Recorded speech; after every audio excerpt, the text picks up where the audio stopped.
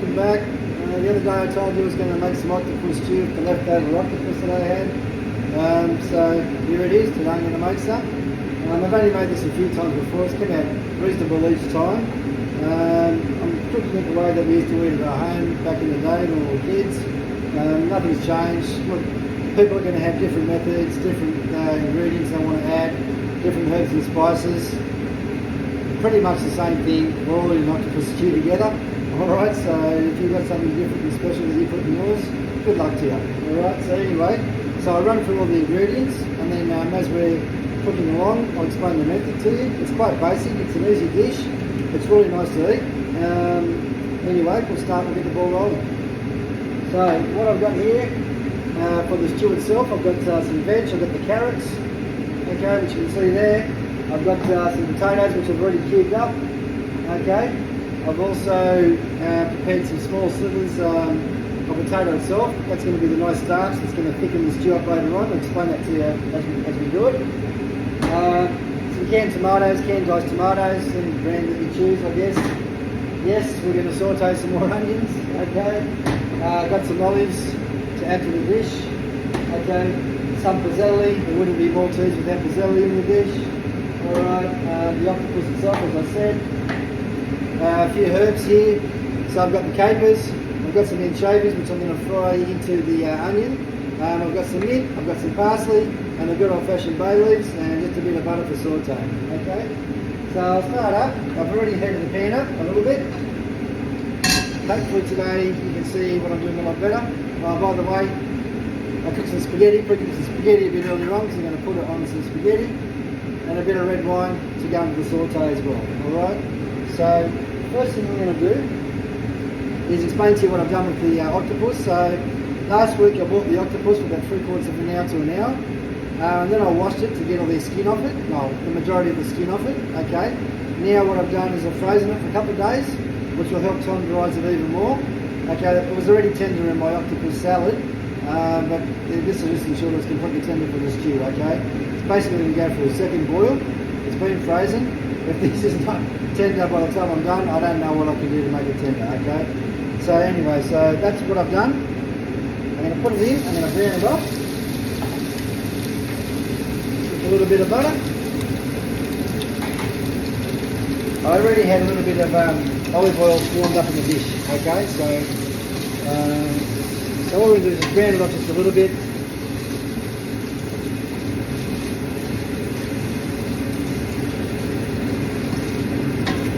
I can't say I enjoy the smell of octopus cooking at all, but the flavour, man, you just can't beat it, eh? Like, it has an incredible flavour, it puts really nice saltiness for the dish, flavour of its own. You can't replicate it with any other kind of fish or seafood at all. Not even squid comes close to it, okay? Don't use squid as a replacement for octopus, by the way, in octopus stew. It'll just come out like paste, okay? I won't have that nice body texture that octopus is meant to have, alright? So, if you were boiling the octopus without freezing and going straight to the stew, if you're going to have some juice left over in the pan, either burn the juice out or pour the juice out to continue to cook, okay? You don't want the residue juices left over from the octopus being boiled in that pot, okay? It'll change the flavour, not the flavour we're after. I'm going to wind the heat up here a little bit.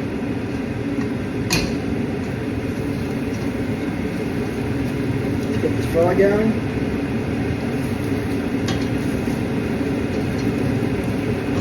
I'm going to add my onions.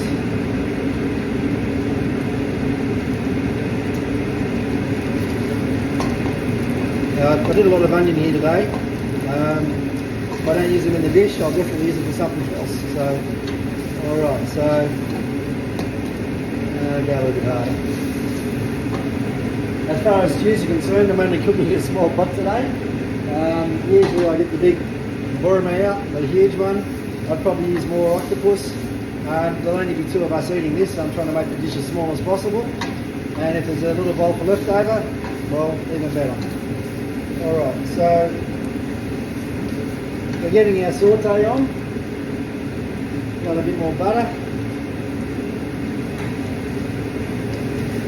With any stew, not just octopus stew, timing is everything with the way, where you put your veg in and what timing you put it in at. The softer veg you're going to put in towards the end of the stew, of the simmer, and all the harder stuff is obviously like the onion and whatever and whatnot, the carrots, that can come in earlier in the simmer as well, okay, to ensure the hard stuff goes soft and the soft stuff stays soft, okay? We don't want to turn this into mush, and we don't want a crunchy dish either, alright? So that's all happening away. Probably switch it off by accident, which I have.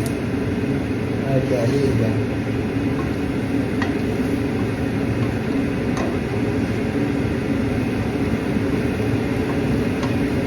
Okay, so what I'm going to do is I'm going to add some red wine to this when the onions are a little bit softer. I'm going to add some garlic, then the red wine, then the herbs. Probably going to get a bit of heat up here today. Usually that burner's too large, I hate using it. So, anyway.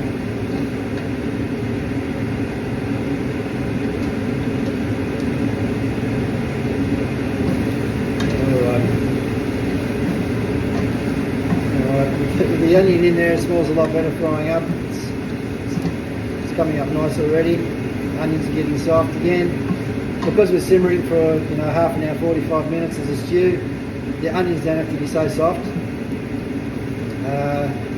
The nuttiness of the butter in there, the octopus and all that, it'll all just bring it down to its own size. A lot of the onion disappears throughout the dish. Turns into a jam and just flows through the dish, which is nice. Okay. So that's all simmering nicely. Once I get some heat up, I'm going to put in some red wine. I'm going to burn it down. In the meantime, I'm going to throw in my parsley.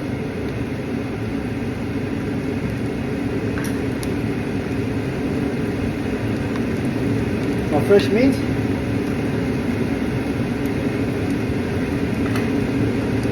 A few anchovies for a bit of saltiness. They will render down to nothing. You won't find those anywhere in the dish. But that's just basically a natural form of salt, which will go really well in the dish, okay?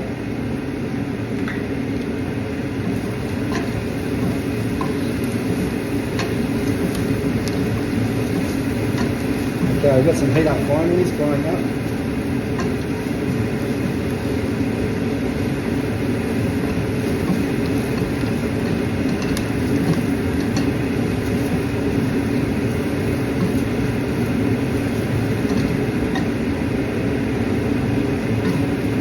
Oh yeah, that's smelling really good. The mint's just bunched up a whole bunch of fragrance to me. It's really nice.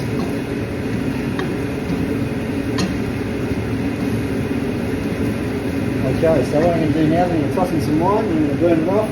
A red wine, a dry wine. I don't even know what this is, but it's going in. Okay, get some in there, and we'll burn it off.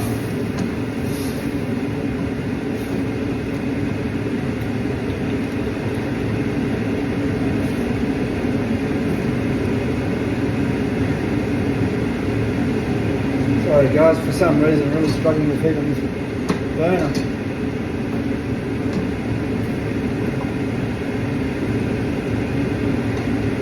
I changed burners guys, I hope you can see what's going on in the other pot.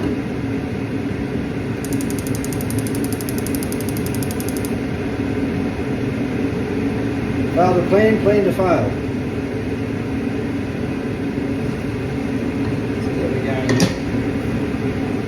Working just fine.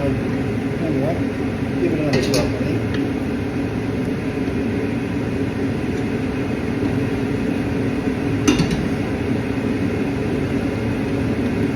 There we go, it's starting to come up now. So, we'll reduce that wine down. We'll get the flavour out of the wine without the presence of the alcohol. Let it burn a little bit longer.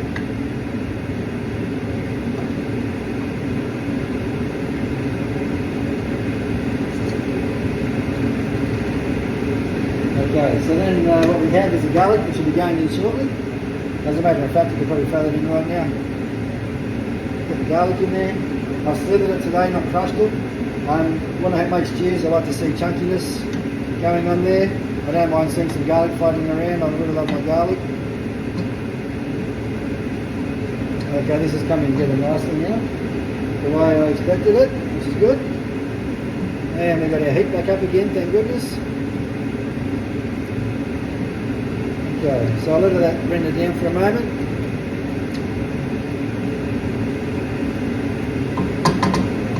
Okay, the stock I've prepared. Fish stock, vegetar stock, some hot water. I also added some herbs in there. I added some, where are we? I added some thyme and I added some basil in there. And also put some numbers curry as well. Okay, so that's in there. And that's just waiting to go into the sizzle. Once I've added some canned tomatoes. I've got 2 cans prepared. I don't know if I need 1 or 2. I'll check out the consistency after I chuck 1 can in and see how we go with it, okay? Okay, we've really got our heat up now, which is good. So we'll try and render that red wine down just a little bit more. And it's starting to smell like a really nice dish now. And that's coming together just nicely. Alright, I can continue on because we've got our heat back. Okay, so I'm going to prepare tomatoes,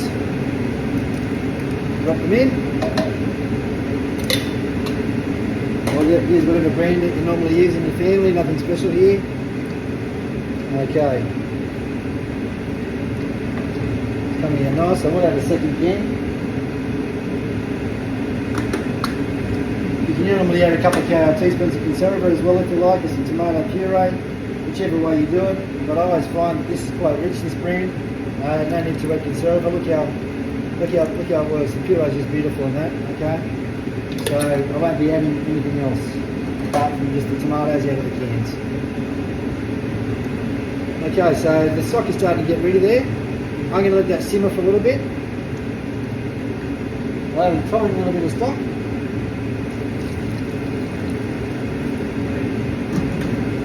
Why don't they get up to the simmer again? Up to the boil, should I say? Okay, that's coming together nicely. Look at the rich colours in there. Okay, that's coming up really nice. Once we get some more veg in there, we'll get some nice texture going on. There'll be some nice colours flowing through the dish. It'll be really nice. Okay, so what I'll do now is I'll just wait for this to get to the simmer, and then I'll continue the video on stage 2, once I get this up to the simmer to help explain how we're going to assemble the rest of the ingredients and the timing of it. Okay, hi everybody, I'm back again. So basically, since you guys have been gone, what I've done is added the 1 litre of stock, which had the curry powder in it, a couple of herbs in it, as well as the stock, vegetar, okay, and fish stock. Okay, so that's all done. So I finally got the pot up to a good simmer, and as you can see, it's quite watery there. You can see the conserva out of the tomatoes there are just floating to the top and doing its thing. So we've got a nice hot dish here, so we can start throwing in our vegetables. So firstly we'll go into the carrot because they take a while to cook.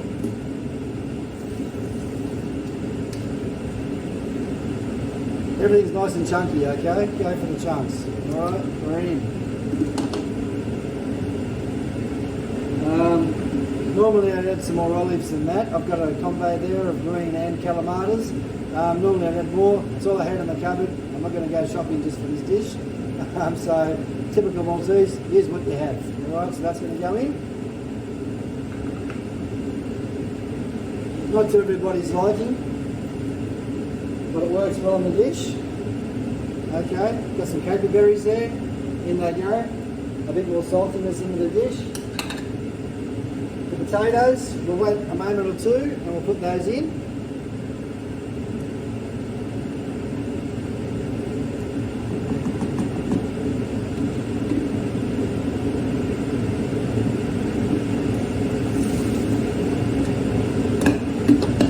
Now, what I've done with the potatoes, I want to show you clearly. The best way to thicken up a stew is 2 ways. It's either going to happen through starch, it's the only way it's going to happen. Alright, so you're either going to add potatoes, which is starch, but I want to put these potatoes in a little bit later, and the reason being is I want them to stay firm and I want them to get their shape. If they fall apart, yes, it will thicken up the dish, but you'll lose the potato out of the dish itself, alright? So what I've done with all the little offcuts, I'm going to use those to thicken the dish up, alright? So we can plonk those in right now, and they will just turn into mash, and they will give the consistency of a proper stew, alright? So we'll get some of those in there right now, and momentarily give it a couple of minutes. I don't know what's going wrong today, but this burner is struggling to get some heat going. But anyway, we'll get there. There we go, it's starting to happen. So let's get those small bits in there, like I said. The other way to thicken it is with cornstarch and a bit of cold water. It can make the dish taste grainy if you overdo it. You've really got to know what you're doing when you're thickening the dish with cornstarch. Potatoes is a no-brainer, throw them in. It's a natural product. It's not going to hurt you. And it's going to thin the dish out nice and easy. Alright? Bay leaves. I didn't have 2 large ones, so 4 little ones will go in. Same deal. Just dry will do. They'll moisten up and do their thing and put the flavour through the dish.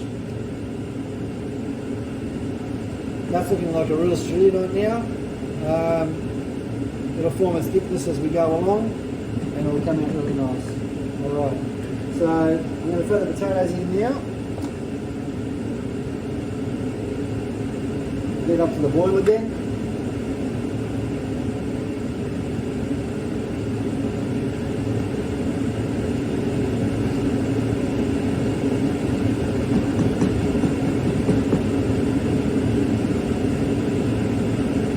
There we go. It's working now, very good. Won't be too long.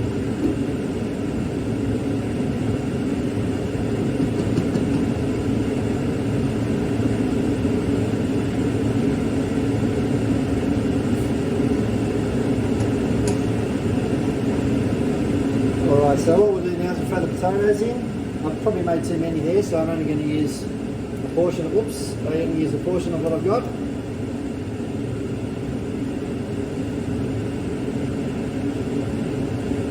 What I'll do with that tomorrow is I'll probably mash that up, and I'll probably use that to make some hash browns with for breakfast with some eggs. Alright? Never a waste in the kitchen. Righto. So it'll come up to the boil, thank goodness.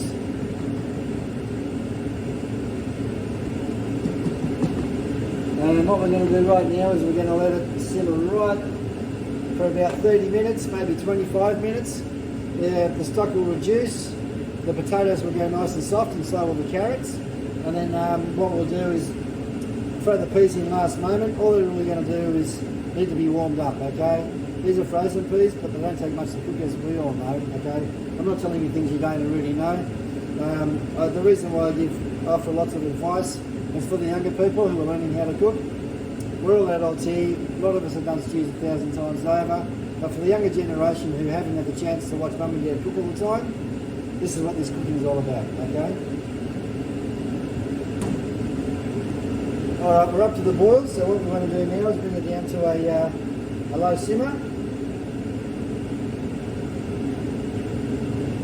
Okay, I'll just gauge that by the amount of bubbles coming out of the pot. There's no real rule for it. I think the best simmer I can ever do always comes from the smallest burner on a low heat. Pull the flame right down, and that's the proper simmer that I want. That's how I generally work it all out. So I'm going to send it back to this hot plate over here.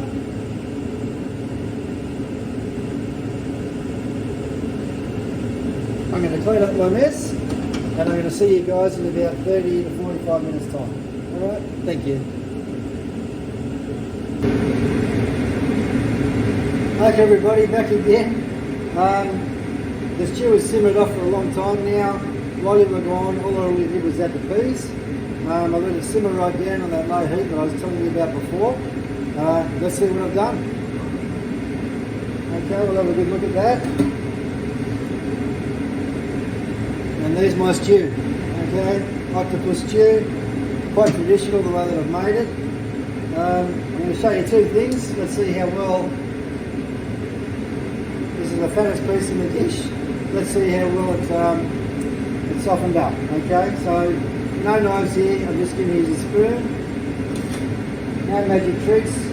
Oh, did you just see that, guys?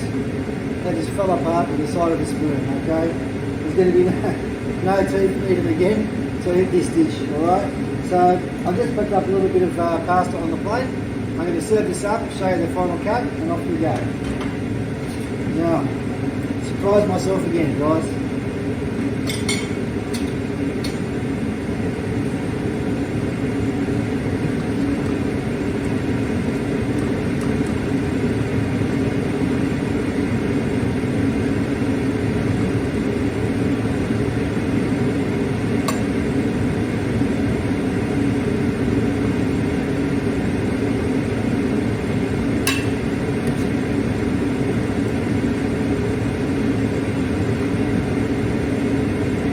Again, I'm really happy with this dish. So it just turned out the way better than what I expected. Okay, I don't know how it's always going to turn out.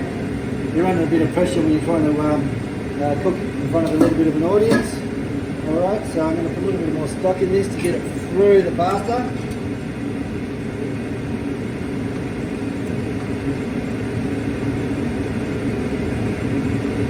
This is just turning out amazing. The kitchen smells great. This is taking me straight back to my childhood, straight back, like no U-turn here. Okay, guys?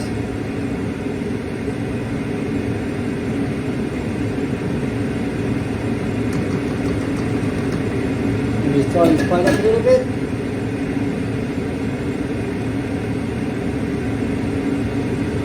Let me finish the plate off, give me a moment.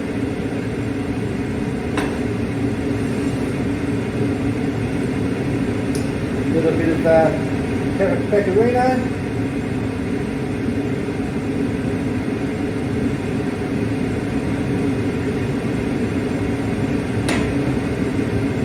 little bit of the good old cracked pepper.